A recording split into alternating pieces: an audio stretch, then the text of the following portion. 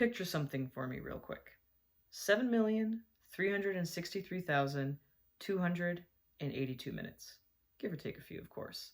That is approximately how long Neptune will be transiting the temple of Mars and the Sun very soon, the fiery sign of Aries. Now in the tarot, this combination is actually represented by two major arcana cards, and that would be the Emperor and the Hanged Man.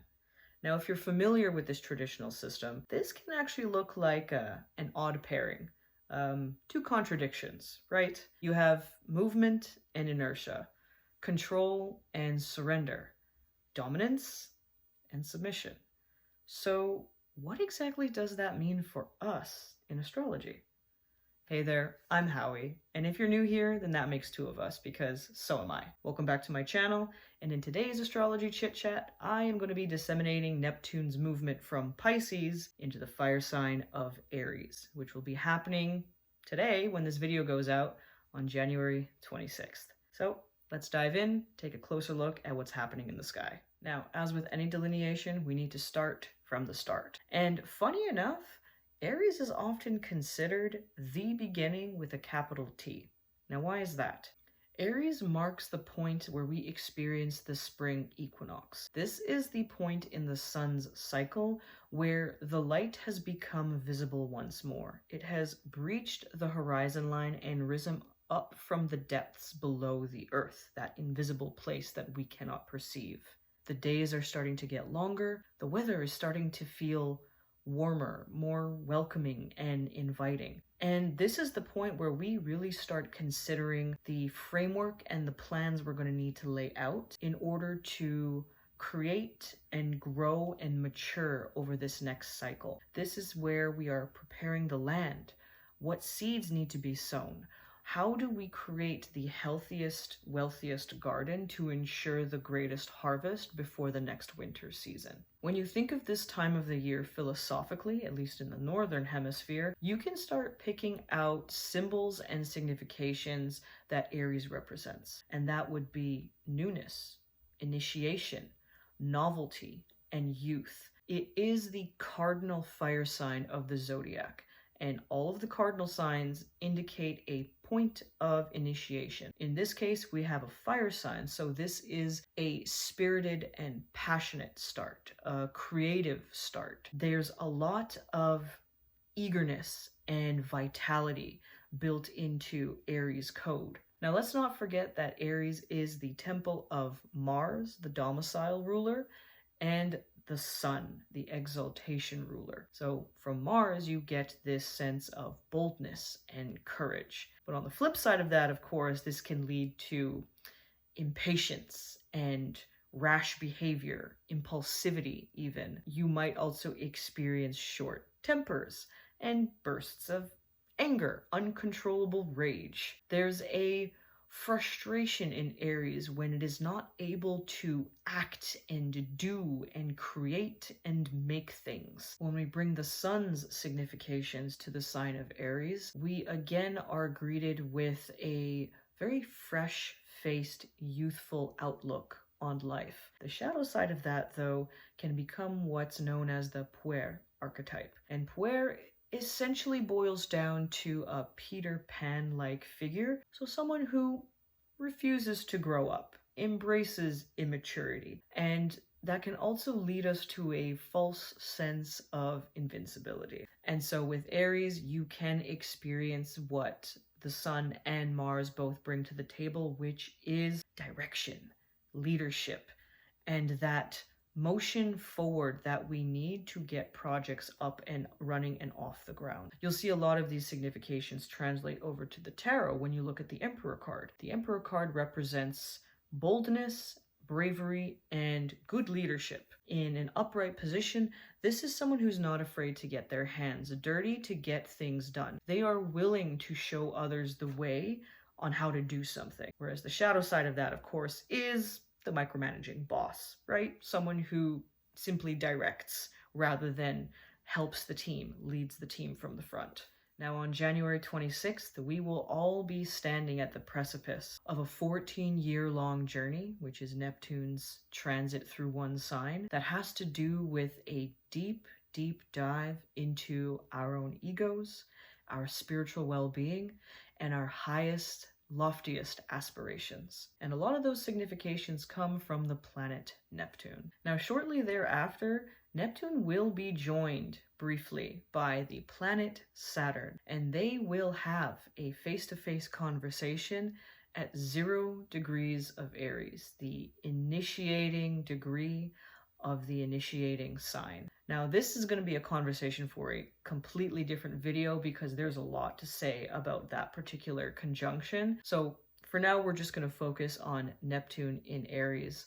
solo. When we look to Neptune, we have a planet that transcends mundane comprehension. Neptune is all about head in the clouds, eyes to the sky, our wishes, our dreams, our aspirations, but to an over-exaggerated and often unachievable level. His limits don't exist. He breaks down barriers and limits. He dissolves, he merges, he combines multiple concepts and things into an indiscernible, murky sea that you cannot tell where one thing begins and another thing ends. We often have trouble seeing clearly and thinking clearly under Neptune's influence because his expression is formlessness and intangibility. Neptune can represent the concept of symbolism. Dreams might be hyperactive when he transitions from Pisces into Aries. He is often subtle, which makes it difficult to tell where reality ends and our dreams begin. This is why when we experience difficult transits to Neptune, our realities are often challenged with intoxication, martyrdom, obsession, overindulgence. In a positive light, he can represent romance and bliss and fantasy, but remember, too much of a good thing can be a bad thing, so we do need to be mindful of our boundaries and our limits when he is present and activated. Going back to the tarot, this is why Neptune is represented by the Hanged Man. The Hanged Man willingly puts himself in a position of discomfort in order to gain wisdom. Neptune's influence can see us willingly put ourselves into dangerous, unhealthy situations and patterns because we're seeking ascension. We're seeking a higher understanding. Whether it's actually objectively a higher understanding or that's just what our obsession is leading us to believe remains to be seen. The Hanged Man often asks us to surrender to the chaotic waves of the situation we find ourselves in. Let go, float amongst the ocean, and think, absorb, just let ideas come to you for a spell. This is a card of letting go of control, acknowledging that the situation you're in is beyond your control and all you can really do is ride the waves. So hopefully now you're starting to understand the potential difficulty of this particular transit. We have this very murky, nebulous sign that can lead to overindulgence and exaggeration, entering a sign that is very action-oriented, that is very much about small, short bursts of energy, small steps, and constantly thinking about how we can move forward. Aries is not a sign that necessarily wants to sit back and wait. It is full of life. It is full of vitality. We're not here to float in the ocean. We are here to swim, to find that island, and to start building our next project.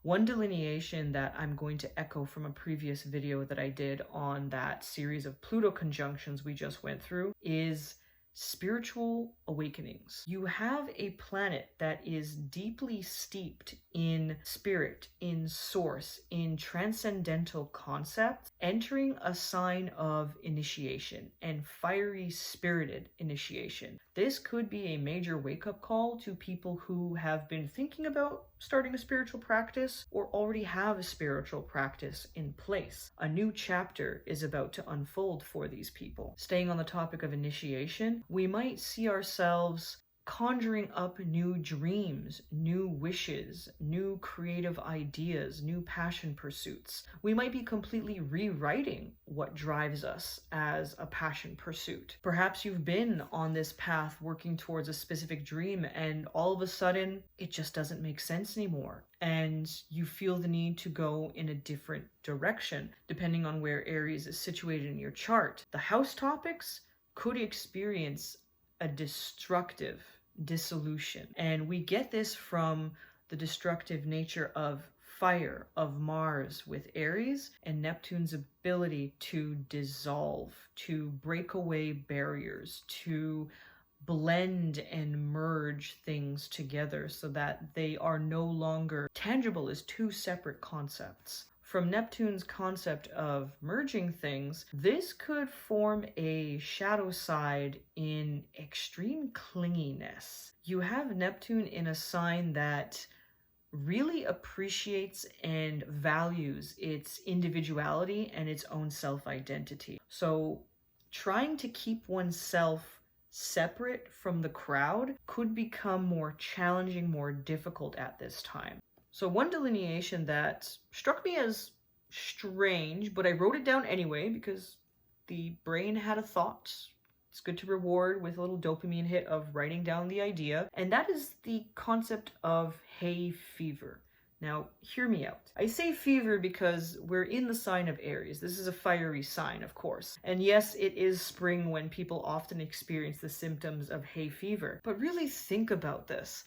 What is Neptune but this cloudy, murky, unclear thinking, similar to the fogginess you experience when you go through your allergy symptoms? So we might see people experiencing physical symptoms of this or metaphorical symptoms of just severe brain fog. This kind of ties back to that first point I made about some people's dreams experiencing a complete overhaul and rework. It's that idea of, I had a clear idea, I thought I knew what I wanted, and now all of a sudden, I don't know, my life direction is just, it's not making sense right now, and I need to take some time to step back and reconsider these things. I'm also going to add that this hay fever delineation or this hay fever concept might strike my Taurus and Scorpio rising folks a little harder because Aries and Libra, that axis is going to be in your 6th and 12th houses, which represent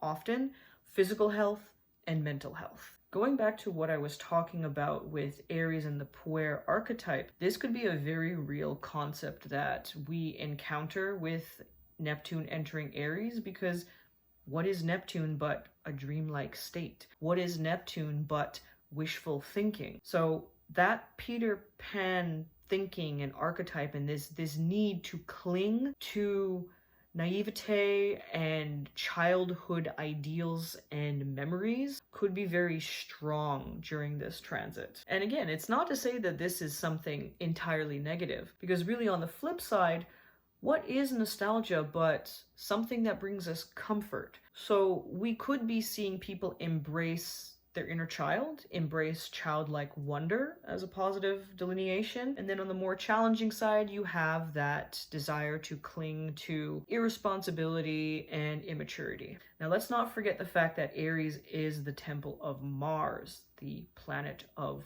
war, of anger, of combat. With Neptune here, that concept and idea of martyrdom starts to come into focus. So we might start seeing aggressive movements towards new ideals or new utopic dreams. Now, some specific contrarieties that come to mind when we think of Neptune in Aries would be Neptune's subtlety and Aries' boldness.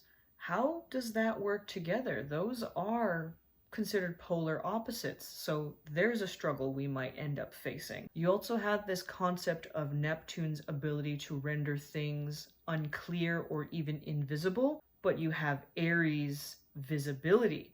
It is the spring equinox. The light has returned to Earth. So now we're fighting with the idea of, do we want to be perceived? Do we not want to be perceived? What am I perceiving? What are other people perceiving about the same situation?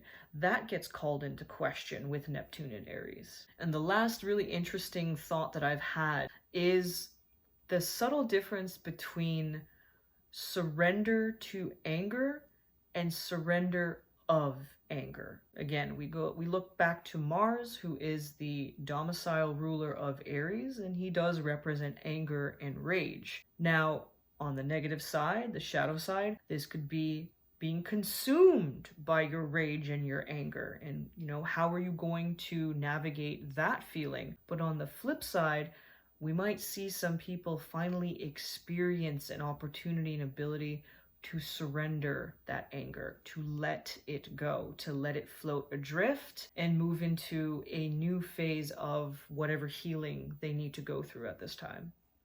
And there you have it, folks.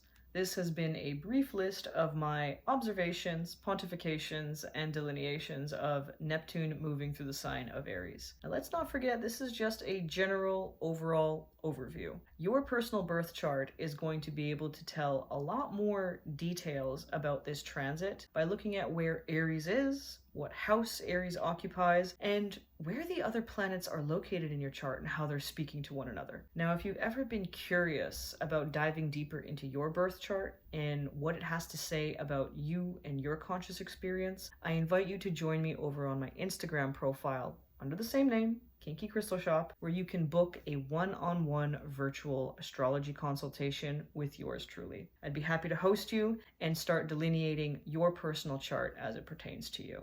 As always, thank you so much for tuning in. I look forward to seeing you all in another video real soon. And don't forget to take care of yourselves and each other.